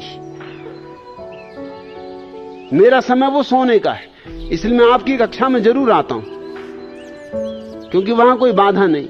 आप आंख बंद किए, देखने वाला कोई है नहीं, मैं तब तक सोता हूं। मैंने उनसे पूछा कि आप ये छाता जो लगाते हैं, बड़ी तरकीब से लगाते, छाता बिल्कुल यूं लगाते तो उनके सिर से लग जाता था। तो वो कहते थे इसका भी कारण यही है ताकि छाता बिल्कुल आंखों को ढांके रहे। अरे स्त्रियों का क्या, कहीं से भी निकल आती, इधर जा रही उधर जा रही, और स्त्रियों से बचना है। मगर इस तरह का डरा हुआ आदमी कितनी देर बच सकता है? आखिर वो एक स्त्री के चक्कर में फंस गए। उस स्त्री ने उन्हें डुबाया। मैंने उनसे कहा कि मैंने पहले आपको चेताया था कि आप स्त्रियों के चक्कर में फंसोगे, इतने डरोगे, इतना दमन करोगे तो भीतर वासना इकट्ठी होगी और एक न एक दिन फूटेगी, विस्फोट होगा। ये कहना कि स्त्री से बात ना करे एकदम अवैज्ञानिक है। इसका परिणाम तो यही होगा कि तुम्हारे भीतर स्त्री के प्रति बहुत बहुत विकार, विचार, वासना, कामना इकट्ठी होने लगेगी, सपने तैरने लगेंगे। और स्त्रियां सपनों में जितनी सुंदर होती हैं उतनी असलियत में नहीं होती। मैं तो कहता हूं जी खोल के बात कर लेना, तब तुम्हें पता चल जाएगा कि अरे बड़ी करकसा है, बाई से बात कर ली तो अच्छा हुआ, पहचान में आ गई। तुम तो जितनी घुसपुस करके बात कर सको कर लेना, बिल्कुल पास बैठ बैठ के बात कर लेना, ताकि असलियत जाहिर हो जाए। दूर दूर रहे, बचे बचे रहे, असलियत जाहिर ना होगी, सपना सपना ही बना रहेगा। अनुभव के अतिरिक्त इस जगत में कोई मुक्ति नहीं। इसलिए मैं कहता हूं त्र्यंबक भावे मेरे सन्यासी सन्यासी, तुम यहां पूछो, मेरे आश्रम की सन्यासियों से पूछो। मेरे पास रोज सन्यासियों के पत्र होते हैं कि मामला क्या है, कि ये अजीब दुनिया है आपकी। सारी दुनिया में हम हो आए, पुरुष हमारा पीछा करते हैं, यहां हमें पुरुषों का पीछा करना पड़ता है, और पुरुष भागते। भागे ना तो क्या करें? अरे कोई एक आध स्त्री पीछे पड़ी हो तो भी ठीक, इतनी पिटाई कुटाई उनकी हो चुकी है, अनुभव से सीख लिया। कितने गधे हों मगर इतने कुट-पुट चुके हैं। मैं छोटा था तो मुझे गधों पर बैठने का शौक था। गांव में मेरे घोड़े ज्यादा थे भी नहीं, थोड़े से घोड़े थे, वो तांगे खींचते थे, मगर गधे मुक्त विचरण करते थे। मैं शान से गधों की तलाश में निकल जाता।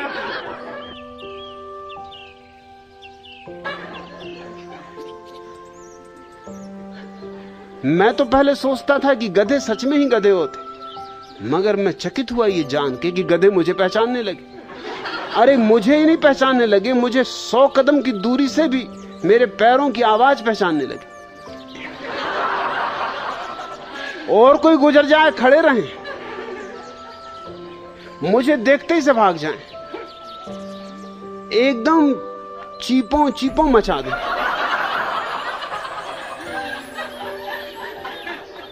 जो भी मेरे साथ हो वो कहे कि बात क्या है, तुम्हें गधे देख के एकदम चीपों चीपों करने लगते हैं, एकदम भागने लगते हैं। एक कुम्हार जिसके गधों पर मैं अक्सर सवार होता था, वो भी मुझसे बोला कि बात क्या है कि तुम जब भी इधर से निकलते हो तो मेरे सारे गधे एकदम शोरगुल मचाने लगते, ऐसे चुपचाप खड़े रहते, अपनी धुन में मस्त इनके साथ। मैंने कुछ नहीं किया, इतने कि जब ये मुझे मिल जाते हैं एकांत में, कभी तो मैं इन पर सवारी करता हूं, ये मुझे पहचानने लगे। तो मुझे धारणा जो थी कि गधे गधे होते, वो गलत सिद्ध हुई। गधे भी बड़े समझदार होते,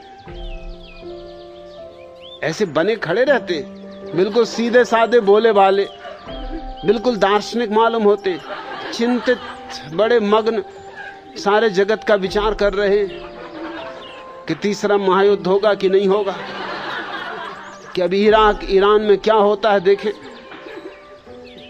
अयातुल्लाह खोमेनी अब और क्या दिखाते हैं देखें। ऐसे तो लगते हैं कि बड़ी चिंता में मग्न है, मगर होते बड़े समझदार हैं। मैं अपने अनुभव से कहता हूं कि बड़े समझदार होते। तो यहां मेरी सन्यासियां मुझे पत्र लिखती कि अजीब दुनिया आपने बनाई है, यहां हम तो पीछा करते हैं, पुरुष एकदम भागते। वो कहते नहीं नहीं, आमतौर से सारी दुनिया में ये बात जाहिर है कि जब स्त्री कहे नहीं नहीं तो उसका मतलब होता है हाँ हाँ, मगर मेरे इस आश्रम में जब पुरुष कहे नहीं नहीं तो उसका मतलब होता है नहीं नहीं।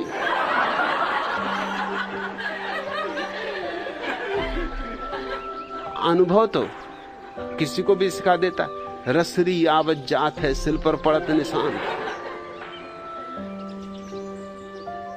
करत करत अभ्यास के जड़मती होत सुजान। जड़मती भी सुजान हुए जा रहे हैं, और तुम कहां त्र्यंबक भावे, कहां की बातों में पड़े हो। किसी स्त्री से बात ना करे, अपनी मां से बात करोगे कि नहीं, अपनी बेटी से बात करोगे कि नहीं, अपनी बहन से बात करोगे कि नहीं। लेकिन सन्यासी तो इन सबको छोड़ के भाग खड़ा होता है, इसलिए भागना पड़ता है उसको बेचारे को कि इनसे अगर बात करनी पड़ी तो सब बिगाड़ हो जाएगा। इतने डरपोकपन से कभी कोई सन्यास हुआ है, और होगा भी तो बिल्कुल पोला होगा, फुफ्फस, बंगाली बाबू, मछली और भात, और भीतर कुछ भी नहीं। कितनी खोजो आत्मा का पता ही ना चले, कितनी खोदते चले जाओ, फिर मछली फिर भात, फिर मछली फिर भात, इधर से जाओ उधर से बाहर निकल आओ, मछली और भात के सिवा कुछ भी ना मिले। और तुम कहते हो पूर्व परिचित स्त्री का स्मरण ना करे। अरे इतना स्मरण तो रखनी पड़ेगा कि स्मरण नहीं करना, उसी में गड़बड़ हो जाएगी। पूर्व परिचित स्त्री का स्मरण ना करे, इतना स्मरण तो रखोगे। स्मरण छोड़ोगे तो हो जाएगा स्मरण, स्मरण करोगे तो हो जाएगा स्मरण। एक आदमी ने एक साधु से जाके कहा, तिब्बती कथा है कि मुझे कुछ मंत्र दे दे, सिद्धि हो जाए। बड़ी सेवा की, हाथ पैर दाबे। साधु ने कहा, भाई तू नहीं मानता, जानता मैं कुछ नहीं। अरे उसने कहा कि आप जानते तो ज्ञानियों का लक्षण है कहना कि नहीं जानते। मुझे आपकी सिद्धि पता है, आपके हाथ में सब है, जरा सा मंत्र दे दो। अरे कर दो कृपा। साधु ने देखा कि दुष्ट पीछा नहीं छोड़ेगा, तो उसे एक मंत्र दे दिया। कागज पे लिख दिया छोटा सा मंत्र, कुछ भी लिख दिया, वो कोका कोला या कुछ भी, मतलब जो समझ में ना आए ऐसी कोई चीज लिख दी होगी। और कहा कि ये ले जा भैया, 5 दफे पढ़ लेना, बस इतना ख्याल रहे कि जब भी 5 दफे पढ़े तो बंदर की याद ना आए। अरे उसने कहा, बिल्कुल बेफिक्र रहो, बंदर की जिंदगी मुझे याद नहीं आई। 60 साल की उम्र हो गई और बंदर की कभी याद नहीं आई, अब क्यों आएगी? और 5 ही दफे पढ़ना है ना, मिनट भर का काम है। अभी जाता हूं, नहा धो के बैठता हूं पूजा गृह में, 5 दफे पढ़ के सिद्धि किए लेता हूं। भागा, लेकिन बड़ा हैरान हुआ, सीढ़ियां भी नहीं उतर पाया मंदिर की कि बंदरों की याद आने लगी। बहुत झिड़का, खांसा, खकारा, घर भागो, धत्तेरे की तू क्यों पीछे पड़ा? मगर बंदर तो बंदर, मुंह बिच कहां है? कहीं बाहर तो है नहीं, भीतर ही। एक नहीं, 2 नहीं, कतारों कतारें तो मार डाला है। ये बंदर सब कहां छिपे थे? अब तक कभी निकले ही ना थे। घर पहुंचते पहुंचते तो सारी दुनिया खो गई, बंदर ही बंदर थे। जहां देखे बंदर ही बंदर दिखाई पड़े। अरे अपनी पत्नी को देखा और देखा कि बंदर बैठा हुआ है, आंखें मीड़ी, पानी छिड़का कि हे प्रभु ये क्या हो रहा है? बेटे को देखा, चला बंदर चला आ रहा है। तब तक भी ठीक था, जब बाप को देखा और देखा बंदर, उसने कहा कि मैं पागल हो गया। जल्दी से नहाया धोया, मगर नहाना धोना क्या, बंदर नहा धो रहे। जाके पूजा गृह का दरवाजा बंद करके बैठ गया। 5 दफे पढ़ना तो दूर, कागज हाथ में ले और बंदर की तस्वीर, इधर बंदर उधर बंदर, सब तरफ बंदर। कई दफा कोशिश की, कई दफा नहाया, कई दफा धोया। पत्नी ने कहा, तुम कर क्या रहे हो? आज रात सोना नहीं आ रहा। उसने कहा, तू जा, बंदरिया कहीं की पीछे पड़ी। पत्नी ने कहा, बंदरिया होश में हो? बाप ने सुना कि पत्नी से बंदरिया कह रहा है। बाप ने कहा, क्या कहता रे नालायक? अरे कहा, बंदर तू चुप रहे, खुसट।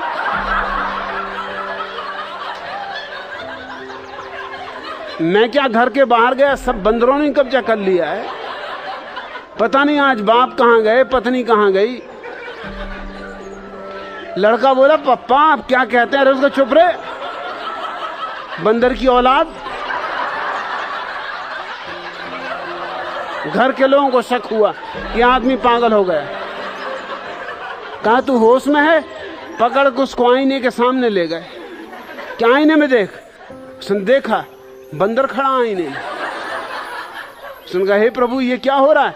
अपने मुंह पे हाथ फेरा कि मैं आदमी था, भला चंगा गया था, ये कौन सी सिद्धि हो गई? दर्पण में बंदर दिखाई पड़ा। रात ही पहुंचा साधु के पास भागता हुआ कि भैया ये मंत्र तुम्हारा संभालो, ये सिद्धि मुझे नहीं करनी। मार डाला, मुझे नहीं मार डाला, मेरे परिवार को भी मार डाला। ये तुमने क्या बात कह दी कि बंदर को याद मत करना? बस अड़चन उसी से हो गई, वो जो याद न करना। अब ये तुम्हें पता नहीं कि अगर तुम ये सूत्र मान के चलोगे कि पूर्व परिचित स्त्री का स्मरण न करे, तो पूर्व परिचित स्त्री ही स्मरण आएगी, वही स्मरण आएगी। स्त्रियों के चित्रों को भी न देखे। क्या डरपोकपन है, हद हो गया। चित्र में क्या है? कागज, लकीरें खींची, उससे भी डर लग रहा है। लेकिन दमित काम यही उपद्रव खड़ा कर देता है। कागज में भी स्त्री दिखाई पड़ने लगेगी, चलती फिरती निकल आएगी कागज में से बाहर, बातें करने लगेगी कि स्वामी जी भले पधारे, पवित्र कर दिया घर को, और तुम्हारे प्राणों पर सांप लौट जाएंगे कि मारा। अब भाषण भी हुआ जा रहा है, अब ना बोले तो नहीं बनता, बोले तो नहीं बनता। कागजों में से स्त्रियां निकलने लगेंगी, स्त्रियों से संबंधित चर्चा ना सुने। और ये क्या है?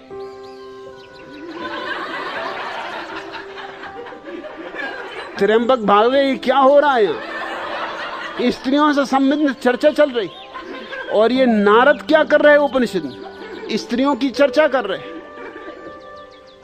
और जितने तुम्हारे शास्त्रों में स्त्रियों की चर्चा है, कहीं और नहीं। स्त्रियों की चर्चा है।